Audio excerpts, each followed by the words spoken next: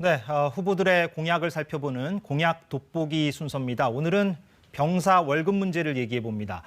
병장 월급이 67만 원입니다. 최저임금에도 한참 못 미쳐서 후보들이 이거를 올려주겠다고 공약하고 있습니다. 그런데 역시 문제는 무슨 돈으로 하느냐는 건데 홍진아 기자가 이 부분 살펴봤습니다. 병사 월급 200만 원은 이재명, 윤석열 후보 모두 공약했습니다. 공약을 먼저 내놓은 이 후보는 2027년까지 단계적 인상을 약속했고 나중에 제시한 윤 후보는 취임 즉시 인상을 약속했습니다. 단계적 인상을 밝힌 이 후보는 구체적인 재원 규모를 밝히지 않았고 윤 후보는 추가 예산 5조 1천억 원이 들 것이라고 밝혔습니다. 예산은 지출 항목을 조정해 마련하겠다고 했습니다. 실제 얼마가 들지 계산해봤습니다. 지난해 병사 33만 6천여 명에게 지급된 급여 총액은 2.2조 원. 병사 한 명이 한 달 평균 54만 5천 원 정도를 받았습니다.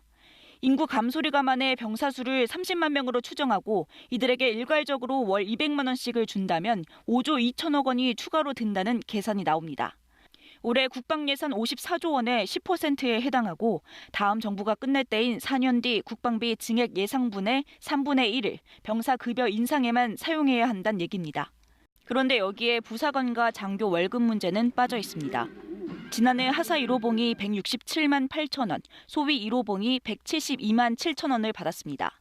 병사 월급 200만 원을 기준으로 하면 15에서 19% 적은 액수입니다.